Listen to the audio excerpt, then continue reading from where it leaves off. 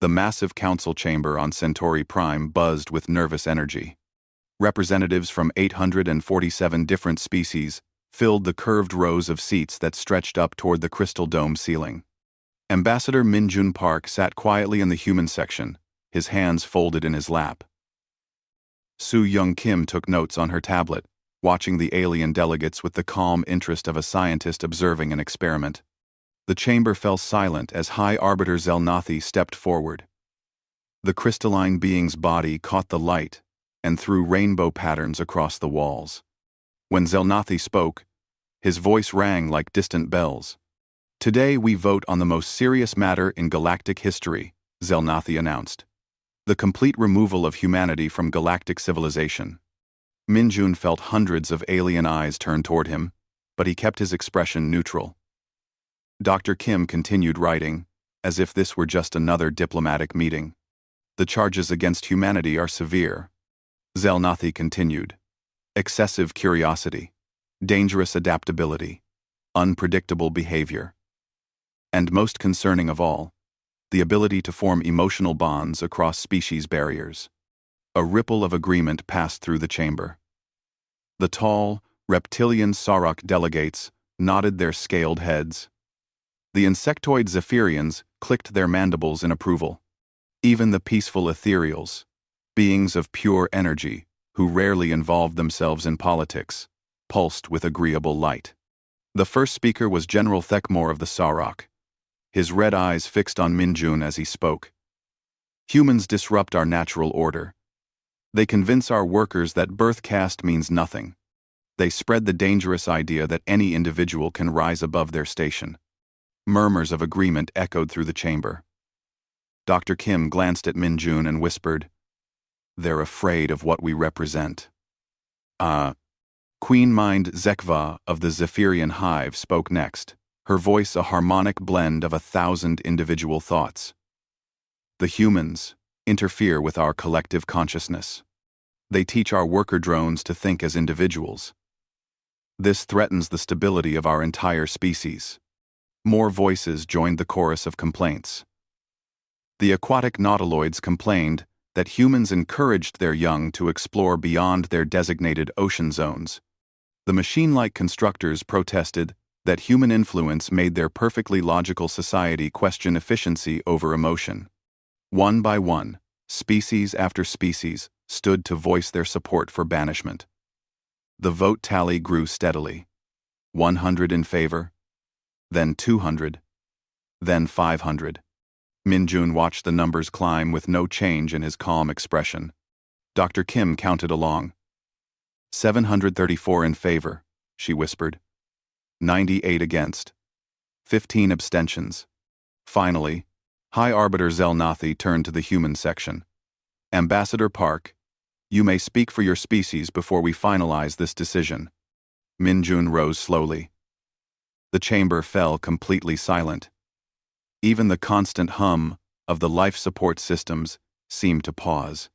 He looked around at the sea of alien faces, some hostile, some fearful, some simply curious about what he would say. "We understand," Min-jun said simply. His voice carried clearly through the chamber's acoustics. "We have always known we were different from you." The aliens shifted uncomfortably. They had expected anger, protests, desperate bargaining. Instead, Min-jun's tone remained as calm as if he were discussing the weather. "Thank you for making this decision for us," he continued. "It saves us from having to make it ourselves." Dr. Kim smiled slightly as she watched the confusion spread through the chamber.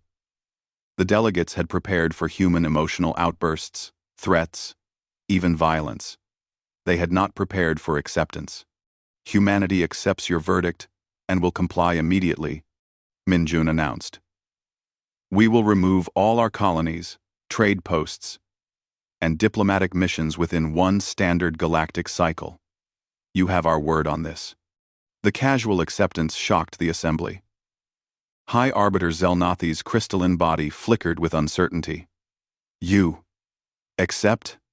Just like that?" Min-jun nodded. "Of course. You have spoken clearly. The galaxy has voted." We respect democratic decisions, even when they work against us." He paused, and something that might have been a smile touched his lips. "We wish you all well in your future endeavors. We wish you all well in your future endeavors." As Minjun sat down, the chamber erupted in confused chatter. The Saruk delegates hissed among themselves. The Zephyrian collective buzzed with overlapping thoughts. The ethereals pulsed with uncertain colors. Dr. Kim leaned over to Minjun. "They expected us to fight." "Of course they did," Minjun replied quietly. "They think the way they think. They can't imagine anyone responding differently." High Arbiter Zelnathi called for order. "The vote is final. Humanity has one galactic cycle to remove themselves from all civilized space. This session is adjourned." Well, as the delegates began to file out, many stole glances at the humans. The two representatives gathered their things without haste, as calm as when they had arrived. Other species had fought banishment votes in the past, sometimes for decades. They had never seen anyone accept such a verdict with grace. Walking through the corridors toward their ship, Dr. Kim asked, "Do you think they understand what they've just done?" Minjun's smile widened. Behind them, the alien delegates continued their confused discussions. They had expected to solve a problem by removing humanity from their civilization. Instead, they had the unsettling feeling that they had just made a terrible mistake. But the vote was final, and there was no taking it back now. The humans walked to their ship with the confidence of people who knew something their opponents did not. The galaxy had just freed them from constraints they had never fully understood they were under. Soon, everyone would learn what humanity could accomplish when they were no longer trying to fit into someone else's idea of civilization.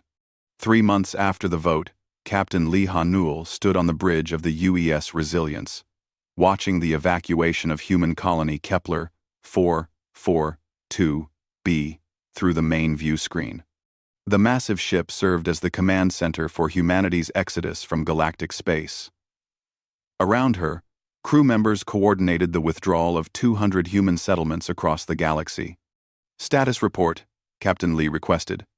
Commander Park Jin-woo checked his displays. "Sector 7 evacuation is ahead of schedule. The mining operations on Vega Prime are completely packed up. Even the Foundation supports have been removed." Captain Lee nodded with satisfaction. The galactic observers monitoring the human withdrawal had expected a slow, reluctant departure. Instead, they watched in amazement as humans dismantled their colonies with the efficiency of a military operation. On the planet below, Foreman Choi Sung-ho supervised the final loading of terraforming equipment onto transport ships. His crew worked with remarkable speed and coordination. What surprised the galactic observers most was that the crew included more than just humans. Sarok workers, Vorthok engineers, and even a few ethereal technicians helped pack the massive machinery. "Why are you helping them?" Sarok Administrator Thekvar asked one of his own people. Worker Kessas Tal straightened from securing a cargo container. "Because they taught us something important. They showed us that individual worth is not determined by birth caste. We choose to follow that teaching." Thekvar stared at his subordinate. In all his years of administration, he had never heard a worker speak with such confidence about their own choices. Across the galaxy, similar scenes played out on world after world. Humans packed up their research stations so thoroughly that not even a data crystal remained behind. Trade posts were dismantled down to the last bolt. Most shocking of all, many non-human allies chose to leave with humanity. Dr. Arya Veltar, a prominent ethereal scientist, boarded a human transport ship despite desperate protests from her own people. Her energy form flickered with determination as she faced the ethereal council. "You do not understand," she told them. "Humans do not simply coexist with others. They inspire. They make others want to become better than they thought possible." The ethereal council pulsed with confusion, but they are chaotic, unpredictable. "Yes," Dr. Veltar agreed. And that chaos creates new possibilities. Without them, we will stagnate. The most significant moment came when the Delton Confederation formally requested to join the human exodus. The three minor species had worked closely with humans for decades. Their ambassador, speaking through translation devices, addressed the galactic communication networks. Humans showed us that cooperation is stronger than domination, the ambassador declared. They proved that small species could stand as equals with large ones. We choose their path over the galaxies. On Earth, President Yoon Min-seo addressed the planet in a calm, measured speech. Behind her, through the windows of the Global Council building, the lights of Seoul stretched toward the horizon. For too long, we have tried to fit into galactic civilization, she said.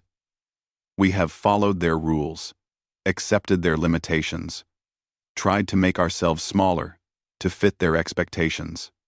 Now we are free to become what we were always meant to be. She revealed that human scientists had been secretly developing new technologies, no longer constrained by galactic regulations, faster-than-light communication systems that did not require galactic relay networks, energy sources that the galactic authorities had declared too dangerous, medical techniques that other species considered unethical because they actually cured diseases instead of just treating symptoms. We are not leaving in defeat, President Yoon continued.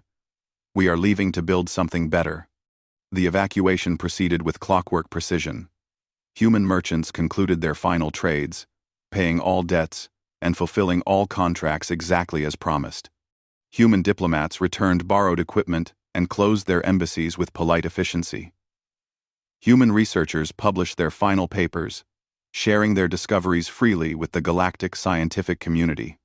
This generosity puzzled the aliens. Species facing banishment usually took what they could and destroyed what they could not carry.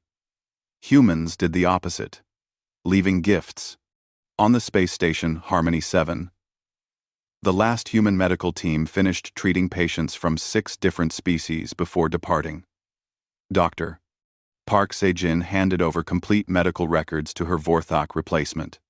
These protocols should help you treat the neurological conditions we discussed, she explained. The medication formulas are included. The Vorthak doctor's crystalline features reflected confusion. Why do you give this to us? Your species has been banished. Dr. Park smiled. Because sick people need help, regardless of politics. That is what we believe. As the last human ships prepared to leave civilized space, Captain Lee broadcast a message across the galactic communication network. Her words reached every species, every world, every space station in known civilization. To those who voted us out, she said, thank you for freeing us from limitations we never knew we had. To those who supported us, you know where to find us if you need us. The human fleet formed up at the edge of galactic space. Hundreds of ships, carrying millions of people, along with their alien friends and allies. They turned away from the galaxy that had rejected them and headed toward empty space beyond the rim. The galactic observers watched them go with a mixture of relief and unease. They had expected humans to leave in anger, making threats and promises of revenge. Instead, they left like friends, saying goodbye, wishing everyone well and promising to stay in touch. As the human ships disappeared into the darkness beyond known space, the galaxy settled back to normal. But normal felt different somehow. Emptier, quieter, like a house after guests have left, when you realize how much livelier things had been with them around. The aliens told themselves they had made the right choice.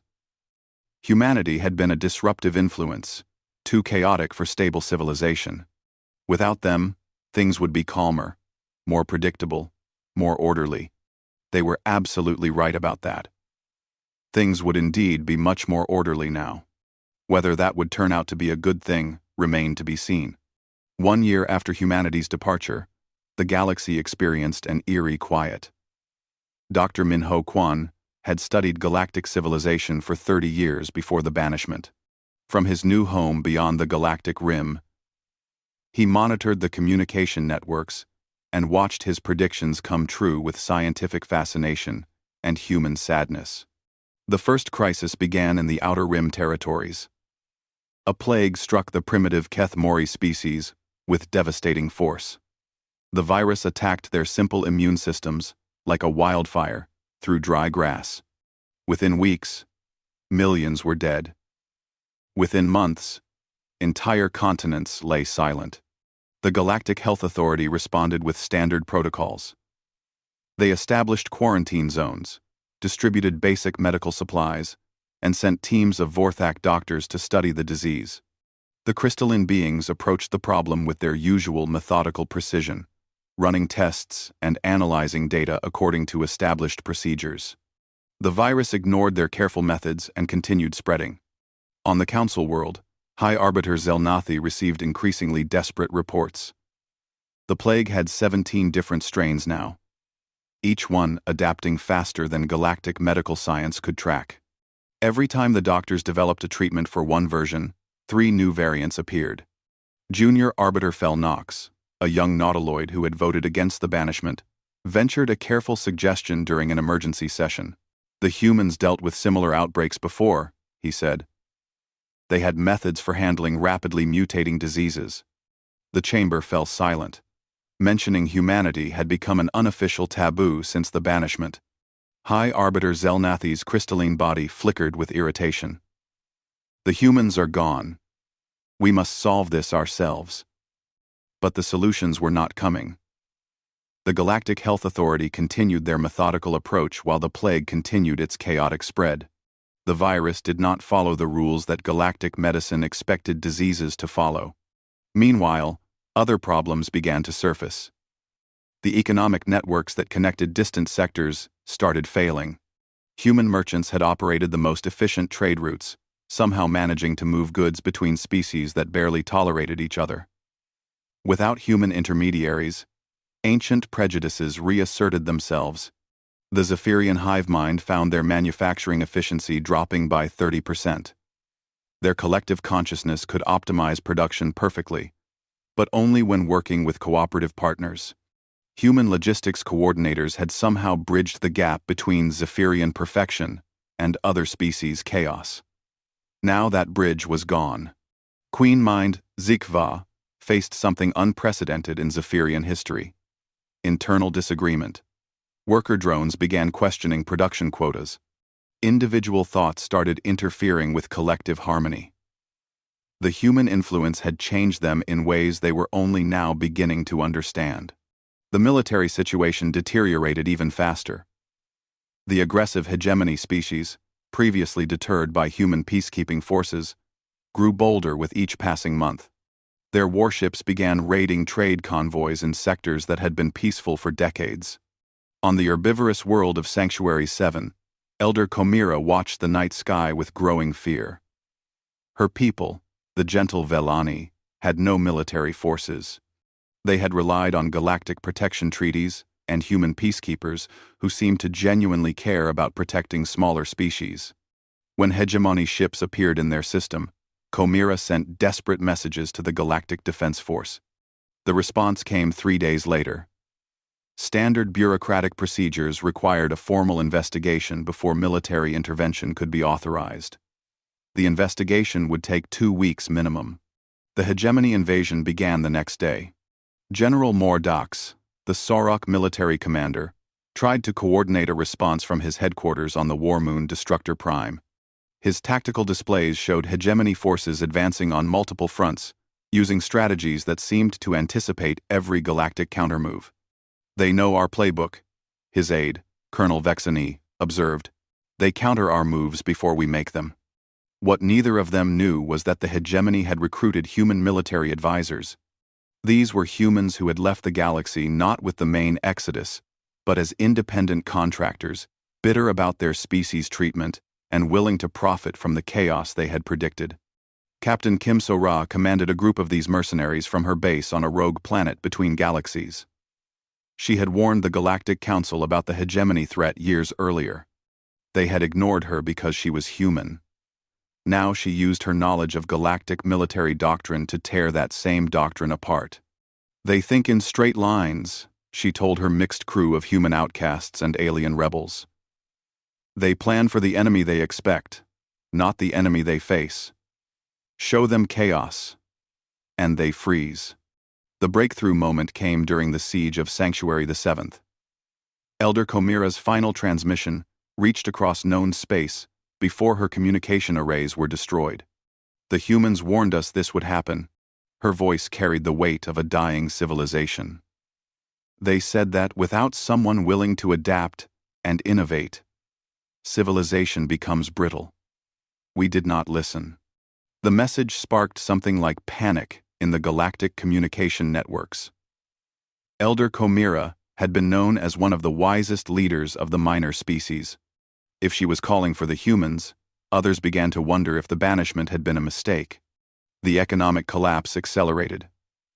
The plague spread to 17 species. Military defeats mounted. And through it all, the same pattern emerged.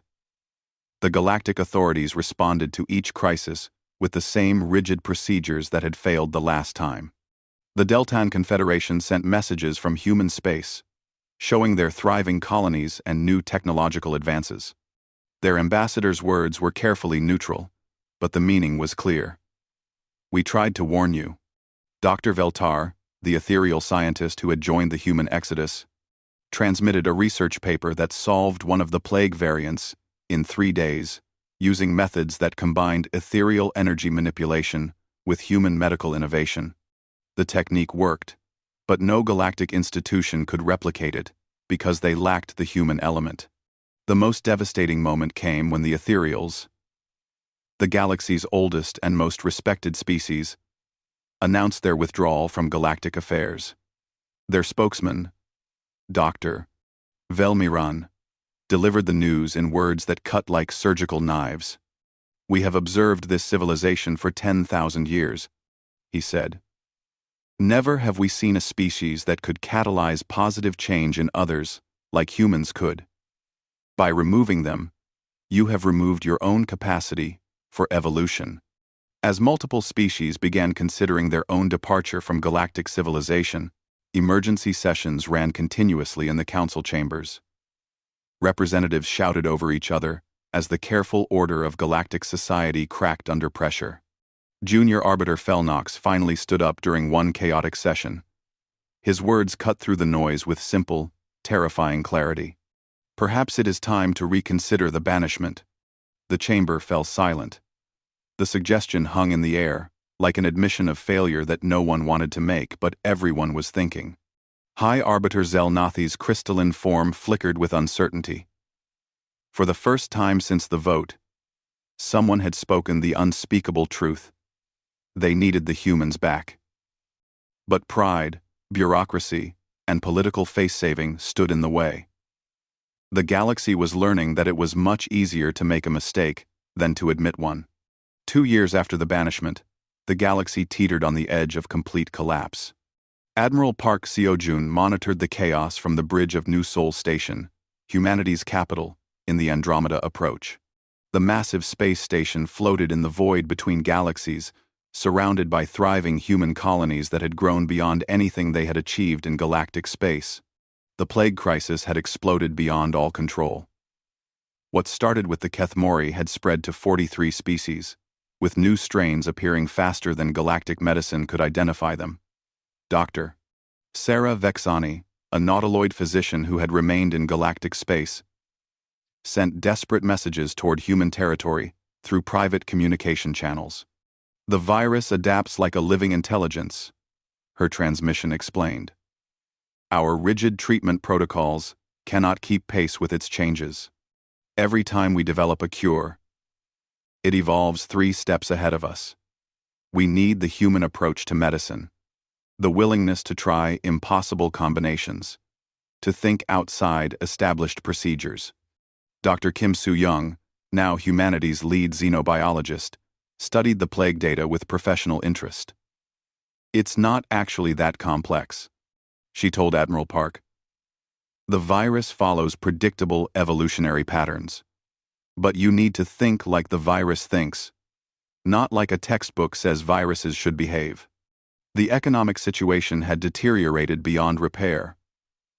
The Zephyrian hive mind faced internal discord for the first time in their species' history. Worker drones openly questioned collective decisions. Individual thoughts disrupted the harmony of the hive, and manufacturing efficiency had dropped by 60%. Queen Mind Zekva sent a private message to the human territories, transmitted through encrypted channels that officially did not exist. The humans taught us to balance individual initiative with collective purpose, her message admitted. Without that balance, we are failing as a species. Our young drones dream of independence. Our old traditions crumble. We do not know how to proceed. The military crisis had become a catastrophe. The Hegemony Alliance now controlled 40% of galactic space. Their expansion accelerated as they recruited more human mercenaries and developed new strategies based on human tactical innovation. Captain Kim So-ra watched the latest battle reports from her command ship at the edge of Hegemony territory. Her human tactical team had just orchestrated the conquest of the Rigel sector using strategies that the galactic military could not counter. They still think war is about following rules, she told her lieutenant, Commander Yoon Tae-ho. They cannot imagine an enemy that makes new rules during the fight. But Captain Kim felt no satisfaction in her victories. The humans fighting for the hegemony were bitter, angry people who had been rejected by both their own species and the galaxy they once served. They used their tactical genius to tear down the civilization they could have helped build. The galaxy deserves what it gets, Commander Yoon said during a strategy meeting. They chose this when they banished us. Captain Kim stared at the tactical displays showing the latest conquered worlds. Maybe. But there are innocent people on those planets who never voted for anything. The breaking point came with the fall of Sanctuary 7th. Elder Komira's people, the gentle Velani, had held out for 8 months against the hegemony siege. When their defenses finally collapsed, the survivors fled in overcrowded refugee ships toward the galactic core. Elder Komira's final transmission became the most watched message in galactic history. Her words carried the weight of a dying civilization and the wisdom of someone who understood too late. We were fools, she said simply. The humans were not the chaos in our civilization. They were the immune system that kept us healthy. Without them, we have become brittle, unable to adapt, unable to grow. This is the consequence of our choice. Her ship was destroyed 6 hours later. Elder Komira and 10,000 refugees died when hegemony forces targeted the evacuation convoy. The gentle herbivores who had never harmed anyone became victims of the galaxy's failure to adapt. On the Council world, emergency sessions ran around the clock. High Arbiter Zelnathi had resigned in disgrace. Junior Arbiter Felnox now led a government that controlled less territory each day. Representatives from dozens of species demanded action, solutions, miracles. The ethereals have completely withdrawn from galactic affairs, reported Ambassador Kesani of the aquatic species. They say our civilization has lost the capacity for positive change. The Deltan Confederation grows stronger every day in human space, added Counselor Mortax of the reptilian Sorok. They mock us with messages showing their technological advances and peaceful cooperation. The most painful reports came from the economic sector. Trade routes collapsed as ancient prejudices reasserted themselves. The careful balance that human merchants had maintained between hostile species fell apart without their moderating influence. Entire sectors stopped trading with each other over disputes that humans had quietly prevented for decades. Industrial production dropped across the galaxy as different species refused to work together. The Vorthok engineering corporations could no longer coordinate with Zephyrian manufacturers. The Nautiloid shipping guilds avoided sectors controlled by Sorok military forces. Everything humans had connected gradually pulled apart. Dr. Minho Kwan, monitoring the collapse from human space, published a research paper that spread across the galactic networks like wildfire. His analysis was devastating in its simplicity. Humanity served as the connective tissue of galactic civilization, he wrote.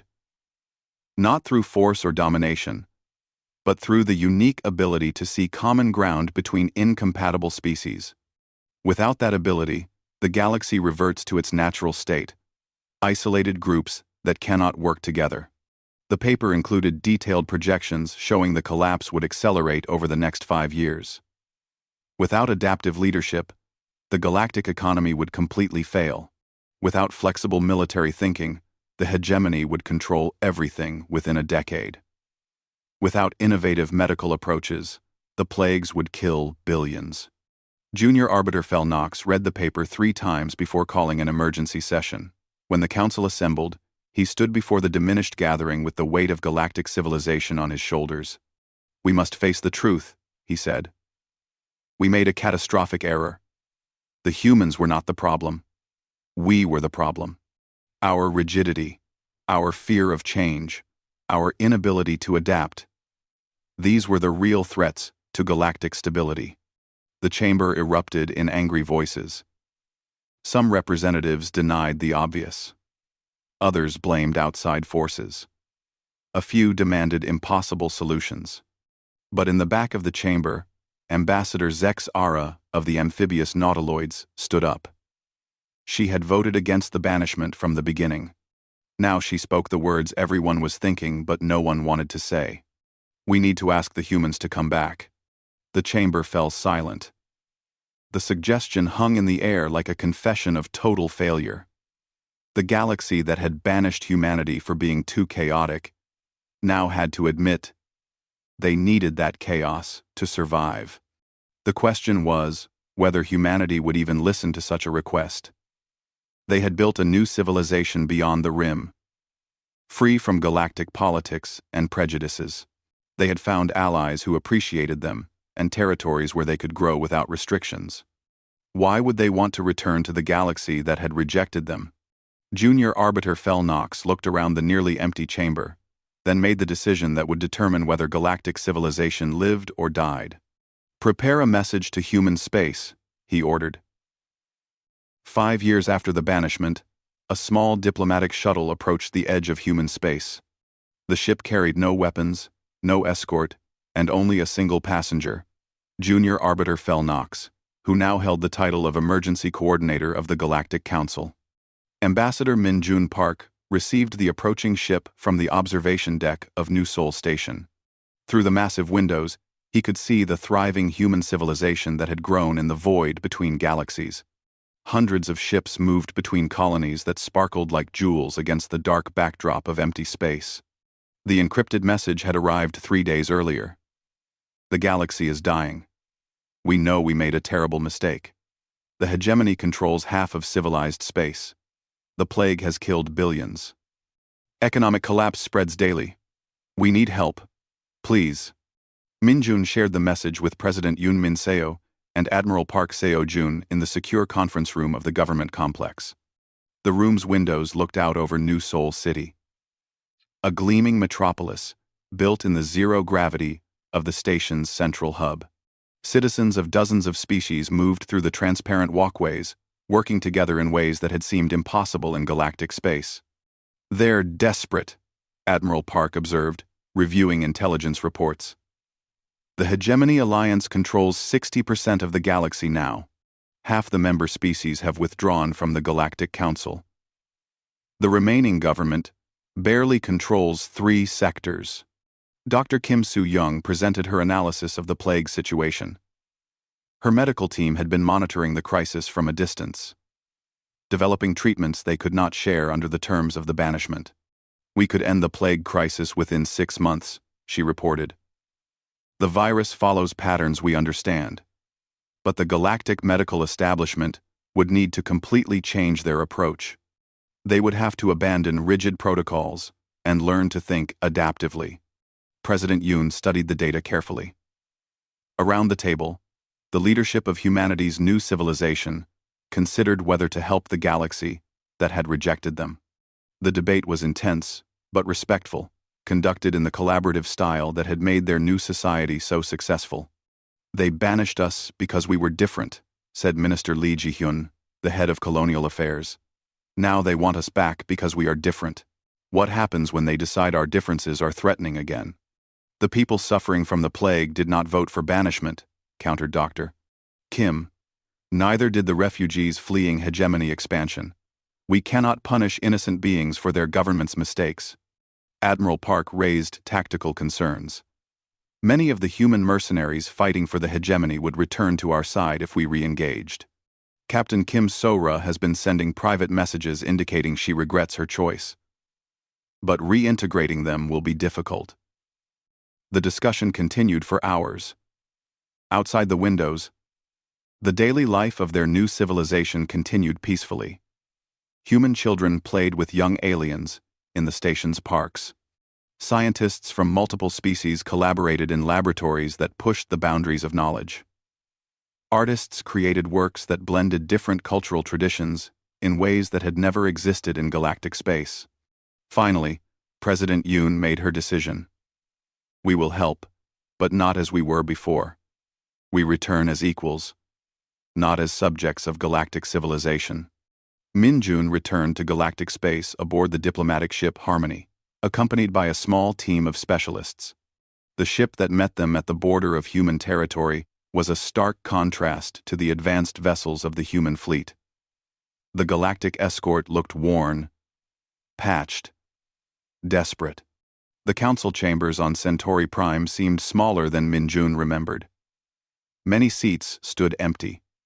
Species that had withdrawn from galactic civilization entirely. Those who remained looked tired, defeated, clinging to the remnants of an order that was clearly failing. Junior Arbiter Felnox greeted Min-jun with the respect of someone who understood they were asking for a miracle. Thank you for coming. We know we have no right to request your help after what we did. Min-jun's response surprised the gathering. You have every right to ask for help. That is what civilized beings do when they face crisis together. The question is whether you are ready to accept help on the terms it must be offered. The conditions for human assistance were revolutionary. No more rigid hierarchy in the Galactic Council. Every species would have equal representation, regardless of technological advancement. True democracy would replace the aristocracy of powerful species. Individual rights would be protected across all member civilizations. And most shocking of all, the Hegemony Alliance members would be offered rehabilitation rather than punishment. You ask us to completely restructure galactic civilization, protested General Mordox, one of the few remaining military commanders. We ask you to save galactic civilization, Min-jun replied calmly. The old structure created the current crisis. Continuing to use it will only make things worse. The debate lasted 3 days. Some species objected to giving up their privileged positions. Others feared that human influence would once again disrupt their traditional ways. But the alternative was clear. Accept human help and survive. Or maintain galactic pride and watch civilization collapse. The vote was closer than the original banishment. 412 in favor, 308 against, with 27 abstentions. But it was enough. As human ships began returning to galactic space, not as citizens but as allied partners, the transformation was immediate. Dr. Lee Min-jung led medical teams that combined techniques from multiple species with human adaptability, developing plague treatments in weeks rather than years. Captain Choi Sung-ho coordinated new economic networks based on cooperation rather than exploitation. The trade routes reopened. But now they carried goods and ideas that benefited all participants, rather than just the strongest species. Most importantly, human diplomats began the delicate work of reaching out to the Hegemony Alliance. Captain Kim So-ra was among the first to respond, bringing her mercenary fleet back to the Alliance side and sharing intelligence about hegemony strategies. I never wanted to destroy the galaxy, she told Min-jun during their reunion. I just wanted it to appreciate what humanity could offer. The signing of the new Galactic Accord took place in the same chamber where humanity had been banished. The document enshrined principles that humans had always lived by. Cooperation over domination, adaptation over rigid tradition, and the belief that every sentient being had worth, regardless of their species' power. Ambassador Min Jun watched the ceremony with quiet satisfaction. Around him, representatives from dozens of species worked together to sign a document that would have been impossible under the old system. The gentle Velani, survivors of the Sanctuary's 7th massacre, sat beside former hegemony generals who had sworn to protect rather than conquer. Ethereal energy beings shared space with mechanical constructors, all committed to building something better than what had come before. The final moment came when young beings from multiple species entered the chamber, the first graduating class from the new integrated schools that humans had designed. They sang together in a dozen different languages, their voices blending in harmonies that had never existed before. Humanity showed them how to find common ground. Dr. Kim Soo-young leaned over to Min Jun as the ceremony concluded. "Do you think it will work this time?" Min Jun watched the young aliens helping each other with their graduation robes, saw the way former enemies now worked as partners, observed the careful respect with which different species treated each other. "It will work," he said, "because this time they understand what we were trying to offer them all along." The galaxy had not just invited humanity back. They had finally learned what humanity had always known, that differences were not weaknesses to be eliminated, but strengths to be celebrated. That chaos was not the enemy of order, but the source of growth. That the greatest civilizations were built not by making everyone the same, but by helping everyone become their best possible selves. Humanity had returned to galactic civilization, but they had brought something with them that had never existed before.